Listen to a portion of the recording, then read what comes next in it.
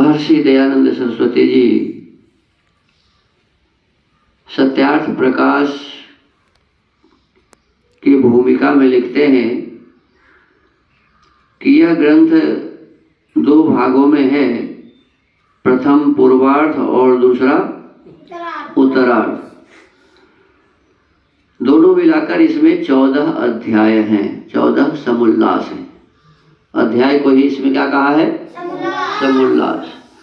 प्रथम समुल्लास में ईश्वर के ओंकार आदि नामों की व्याख्या है।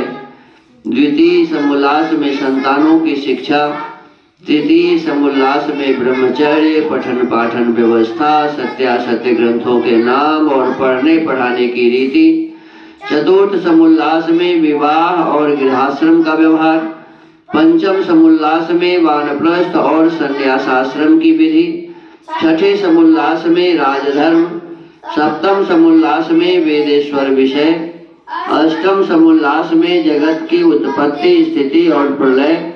नवम समुल्लास में विद्या अविद्या, बंध और मोक्ष की व्याख्या। दसवें समुल्लास में आचार अनाचार और भक्ष्याभक्ष्य विषय। एकादश समुल्लास में आर्यावर्तीय मत मतांतर का खंडन मंडन विषय। द्वादश समुल्लास में चारवाक, बौद्ध और जैन मत का विषय। त्रयोदश समुल्लास में ईसाई मत का विषय। 14वें समुल्लास में मुसलमानों के मत का विषय और 14 समुल्लासों के अंत में आर्यों के सनातन वेद विहित मत की विशेषतः व्याख्या लिखी है। स्वामी जी कहते हैं जिसको मैं भी यथावत मानता हूँ।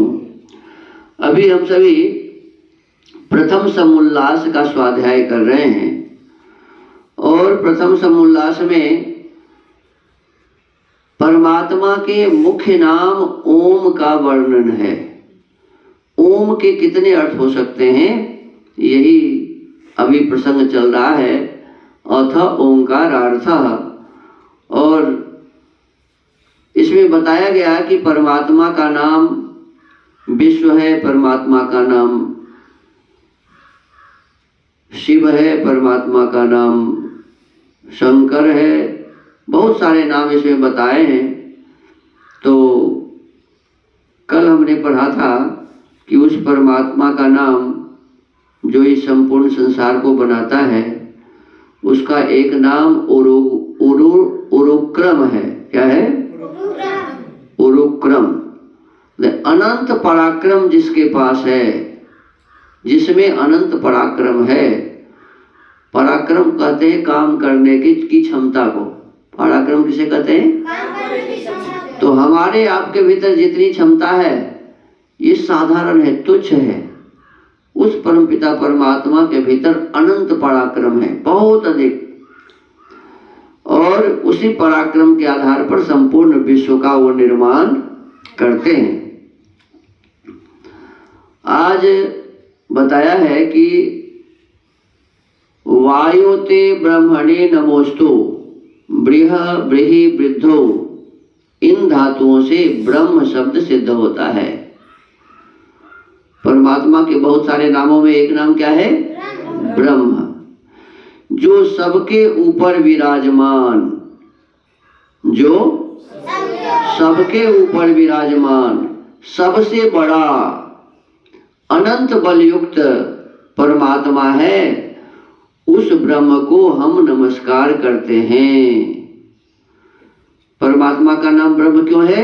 कि वह सबसे बड़ा है, वह सबसे ऊपर विराजमान है। सबसे ऊपर का मतलब ये नहीं कि ये हुआ नीचे और ये हुआ ऊपर, ऐसा ऊपर नहीं। जितने भी संसार में बलवान हैं उन सबसे ऊपर, अर्थात सबसे अधिक बलवान, इसका ये अर्थ हुआ। और अनंत बल से युक्त है। परमात्मा के पास जो बल है, ऐसा बल किसी के पास नहीं है। तो अनंत बल है परमात्मा के पास। अब एक बात बताओ, जिस परमात्मा के पास अनंत बल है, उसको रावण को मारने के लिए लंका में जाके मारना पड़ेगा? रावण को मारने के लिए जन्म लेना पड़ेगा क्या? अब पता नहीं लोग कैसे परमात्मा को इतना तुच्छ बना दिए। अरे परमात्मा के पास इतना बल है कि वो एक क्षण में चाहे तो इस संसार को नष्ट कर देते हैं। प्रलय होता है ना, जब प्रलय होता है तो उस प्रलय के समय थोड़े ही समय में परमात्मा संपूर्ण संसार को नाश कर देते हैं, कुछ भी नहीं बचता है। कहीं भूकंप होता है तो एक क्षण में ही बना बनाया पूरा राज्य का राज्य खत्म हो जाता है, शहर का शहर खत्म हो जाता है, नष्ट हो जाता है। उस परमात्मा को रावण आदि राक्षसों को मारने के लिए क्यों जन्म लेना पड़ेगा, ये हमें विचार करना चाहिए। तो हम सब ने आज पढ़ा कि उस परमेश्वर का नाम ब्रह्म है। क्यों? कि वह सबसे ऊपर विराजमान है, सबसे बड़ा है, अनंत बल से युक्त है। इसीलिए उस परमात्मा को क्या कहते हैं? ब्रह्म कहते हैं। और लिखते हैं कि उस ब्रह्म को हम नमस्कार करते हैं, अर्थात प्रणाम करते हैं। हे परमेश्वर, त्वमेव प्रत्यक्षं ब्रह्मासि। सबसे प्रथम जो मंत्र लिखते हैं उसका अर्थ यहाँ लिखते हैं कि त्वमेव प्रत्यक्षं ब्रह्मासि, आप ही अंतर्यामी रूप से प्रत्यक्ष ब्रह्म हो। त्वामेव प्रत्यक्षं ब्रह्म वदिष्यामि, मैं आप ही को प्रत्यक्ष ब्रह्म कहूंगा, क्योंकि आप सब जगह में व्याप्त होके सबको नित्य ही प्राप्त हैं। ऋतम वदिष्यामि, जो आपकी वेदस्थ यथार्थ आज्ञा है उसी को मैं सबके लिए उपदेश और आचरण भी करूंगा। ये ऋतम का मतलब होता है परमात्मा का दिया हुआ जो ज्ञान है। ऋत का मतलब क्या होता है? परमात्मा के द्वारा जो दिया हुआ वेद का ज्ञान है वही ऋत है।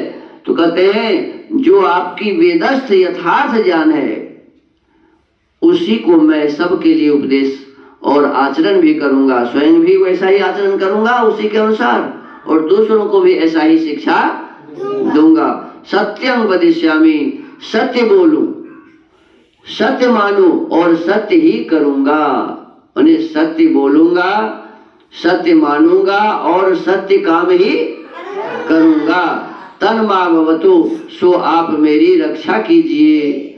तद वक्तारमवतु, सो आप मुझ आप्त सत्य वक्ता की रक्षा कीजिए, कि जिससे आपकी आज्ञा में मेरी बुद्धि स्थिर होकर विरुद्ध कभी न हो। क्योंकि जो आपकी आज्ञा है वही धर्म, जो आपकी आज्ञा है देखो, जो परमात्मा ने वेद में आदेश दिया है वही उसी का नाम धर्म है, और जो विरुद्ध है, जो आपके आज्ञा के विरुद्ध है अर्थात वेद के विरुद्ध है, वही अधर्म है। अवतु माम अवतु वक्तारम, यह दूसरी बार पाठ अधिकार्थ के लिए है। जैसे कश्चित किंचित प्रति वदति त्वं ग्रामम गच्छ गच्छ, किसी को यदि जल्दी गांव भेजना हो तो जल्दी जाओ कहते कि नहीं कहते? तो जल्दी जाओ 2 बार हो गया तो 2 बार कहना ठीक नहीं है, लेकिन वेद में इसको इसलिए कहा गया है कि शीघ्र कार्य हो, किसी अच्छे काम को हम शीघ्र करें। तो इसी भाव से इसमें जैसे जल्दी जाओ कहते हैं, वैसे कहते हैं बार बार जो गच्छ गच्छ 2 बार जो पाठ है इसमें 2 बार क्रिया के उच्चारण से तो शीघ्र ही काम को कर, जल्दी जाओ, जल्दी काम करो, ग्राम को जा, ऐसा सिद्ध होता है। ऐसे ही यहाँ कि आप मेरी अवश्य रक्षा करो, अर्थात धर्म में सुनिश्चित और अधर्म से घृणा सदा करूं। हमको क्या करना चाहिए? धर्म कार्य सदा करना चाहिए और अधर्म कार्य से सदा घृणा करना चाहिए, अर्थात उससे अलग रहना चाहिए। ऐसी कृपा मुझ पर कीजिए, मैं आपका बड़ा उपकार मानूंगा। परम पिता परमात्मा से हमें ऐसे ही प्रार्थना सतत करते रहना चाहिए कि प्रभु आपकी कृपा से मैं सदा अच्छे मार्ग का अनुसरण करूं, अपने जीवन को श्रेष्ठ बना सकूं, आपके बताए हुए मार्ग का सदा अनुसरण करूं, ऐसी हम पर कृपा कीजिए। आज के स्वाध्याय के क्रम को यही विराम देते हैं। ओम।